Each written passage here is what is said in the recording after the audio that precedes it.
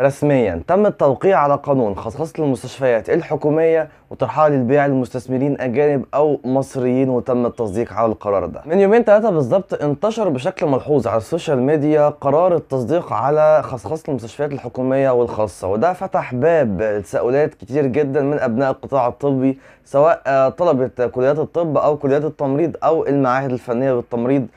دول الفئات اللي لسه تكليفهم موجود او تكليفهم ما اتلغاش. ادخل ابني تمريض ولا ما ادخلوش التكليف هيتلغي؟ طب انا امتيازي هيبدا في 10 اللي جاي، انا هلحق التكليف ولا مش هلحق؟ واسئله كلها بتدور حوالين نفس النقطه. الناس كلها قلقانه ومشتته، هل ده له علاقه بالتكليف؟ طب يا ترى انا هاخد تكليف، التكليف هيتلغي، الدنيا فيها ايه؟ الناس كلها مش عارفه حاجه. فيديو النهارده باذن الله هنتكلم فيه مع بعض كده ونوضح الدنيا مع بعض. بدايه كده، لو انت مش متابعني فانا بقدم محتوى خاص بطلاب الكليات الطبيه.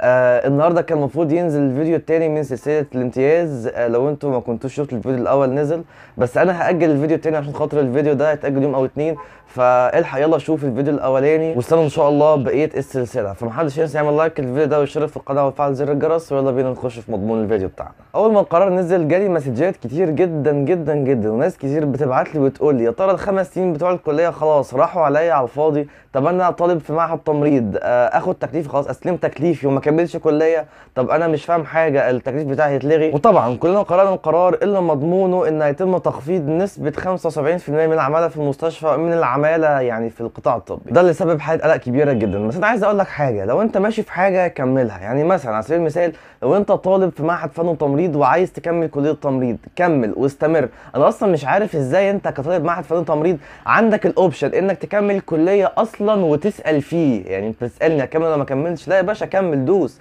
مفيش حد يكره ان يكون معاه شهاده اعلى من دبلوم البكالوريوس. انت بتتكلم في ايه؟ الحاجه دي يعني مفيش فيها اصلا يعني مجال النقاش خالص. كمل واستمر في اللي انت مكمل فيه. طبعا كلنا عارفين الفرق بين الشهادتين، ايه المميزات بتاعت دي والمميزات بتاعت دي، فمفيش مجال انك تسال اصلا. وكمل لو انت معهد وعايز تكمل كليه، كمل. لو انت معهد وما بتفكرش تكمل كليه، لا فكر وكمل كليه. الناس اللي ماشيه في اجراءات السفر وعايزه تسافر، مفيش مشكله، سافر ودعينا نجيلك كمان. طلبه كليات الطب، النيابات، الزمالات، الناس اللي في التكليف عموما، يعني احنا شايفين في عجز جبار ومهول في المنظومه يعني الصحيه في مصر، سواء طب او تمريض. فكمل في اللي انت فيه. طب ما انت بتقول لي كمل في اللي انت فيه ودوس ومفيش حاجه هتتلغي والدنيا زي الفل وتمام، وانا اصلا قلقان من قرار ان 2025 التكليف هيكون حسب الاحتياج. وطبعا ناس كتير برضو متخوفه وبتسال. الناس مثلا اللي هم في اعدادي وداخلين ثانوي تمريض بيسالوا ادخل ابني تمريض ولا ما ادخلوش، التكليف هيتلغي؟ طب انا امتيازي هيبدا في 10 اللي جاي، انا هلحق التكليف ولا مش هلحق؟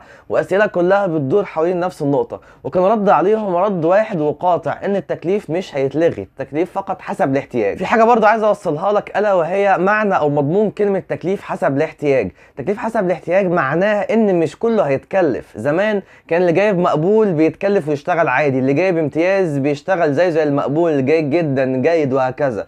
لكن دلوقتي التكليف هيختلف. على سبيل المثال، كل ما تقديرك يعلى كل ما التكليف بتاعك هيقرب او هيكون في محافظتك او جنب بيتك. لكن كل ما التقدير بتاعك بينزل شويه كل ما بتبعد، يعني وارد ان يجيلك تكليف في محافظه غير محافظتك. ده الغرض منه توزيع المكلفين بطريقه مظبوطه او بطريقه صحيحه على اماكن العجز او لسد العجز. فمن هنا نتطرق لنقطه مهمه جدا، الا وهي انك تهتم كويس جدا بدراستك وبتقديرك. يعني من سنه او اتنين فاتوا كان اي حد بيخلص كليه التمريض وناجح صافي حتى لو بمقبول بيشتغل وبيتكلف عادي. دلوقتي الموضوع ممكن يكون مختلف شويه. نرجع تاني لمضمون الفيديو بتاعنا، الا وهو قرار خصخصة المستشفيات. لحد الان ابعاد يعني القرار لسه مش مدروسه، بمعنى اصح محدش عارف ايه المترتب عليه. بس اللي اقدر اقوله لك انك كمل في الحاجه اللي انت ماشي فيها. كل اللي في ايدك تعمله انك تشيل من دماغك فكره اصلا ان التكليف هيتلغي. لا، التكليف مش هيتلغي ولا حاجه، بقى اسمه خلاص حسب الاحتياج، وان شاء الله كله هيشتغل لو انت مهتم بتقديرك. الناس اللي بتبعت وبتسال وتقول انا في سنه ثانيه او سنه ثالثه وانا مش عايز اكمل، مفيش تكليف مفيش شغل. يا جماعه انتوا طبيعيين؟ يعني انت في ثانيه او سنه ثالثه ومش عايز تكمل، انت خلاص قطعت شوط كبير، انت نص مسافه عديتها، فكمل ودوس فيها. تالت حاجه اقولها لك، اهتم بمذاكرتك لان دي اللي هتشغلك. طبعا المذاكره مهمه جدا جدا جدا، سواء انت عايز تكمل في شغلك او انت عايز كمان تعمل ماجستير او دكتوراه او كمان في سفر. تالت حاجه، اهتم باللغه كويس جدا جدا جدا على قد ما تقدر. والناس يعني اللي شافت الفيديو الاولاني بتاع سلسله الامتياز، الفيديو اتكلمت فيه عن السفر، فعايز اقول لك سافر سافر سافر. يعني مش اكتر من كده. فاللغه مهمه جدا لطريق السفر. برضه عايز اوصل لك من تاني، مفيش تكليف هيتلغي. الناس برضه عارف انها تسال تاني، في عجز جبار، ناس كتير بتسافر، في عجز في الاطقم الطبيه بشكل ملحوظ. انا عايزك ما تسيبش نفسك لنفسك، او ما تسيبش نفسك لدماغك. لو انت قاعد تفكر مع نفسك ده انا مش هشتغل في مصر، الدنيا مش مظبطه، التكليف هيتلغي، لو انت قلت كده انت فعلا مش هتشتغل. لا، شيل كل الافكار السلبيه دي من دماغك وركز في اللي انت بتعمله. الا لو انت قعدت تفكر تفكير سلبي، خلاص انا فكرت والتفكير السلبي سيطر عليا وعلى دماغي، ماذا بعد؟ هعمل ايه؟ مش هتلاقي في ايدك حاجه تعملها غير انك برضو تركز في شغلك وفي مذاكرتك وفي دراستك بعد كده، سواء طريقك بقى عايز تسافر او ماجستير او دكتوراه. فالقرار انا عارف انه ممكن تكون ناس كتير مش فاهماه او مش فاهمه مضمونه، والمره المليون يا جماعه التكليف مش هيتلغي، وبالدليل ان اصلا بيتم افتتاح كليات تمريض مختلفه سواء في جامعات اهليه او جامعات خاصه.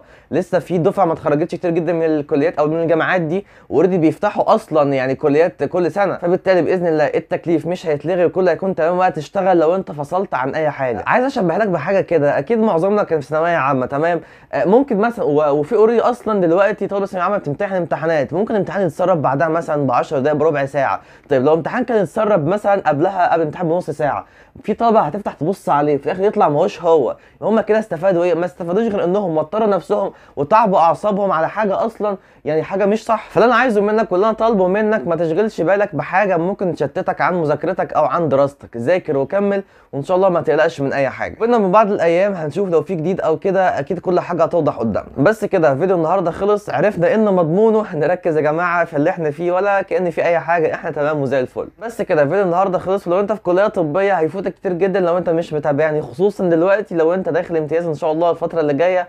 عامل سلسله مخصوص طلبه الامتياز بتكلم فيها من الف للياء على الامتياز، تروح مستشفى ايه. بص مش عايز احرق حاجه كده، فاشترك في القناه وفعل زر الجرس عشان السلسله تتابعها. الفيديو اللي جاي باذن الله افضل الاقسام اللي هتعلمك باذن الله في فتره الامتياز. بس كده، لحد عنده اي سؤال او اي استفسار يكتب او فعل انستجرام، وبرد على كل المسجات اللي بتجيلي. كان معاكم اخوكم زياد الحصري، وشكرا.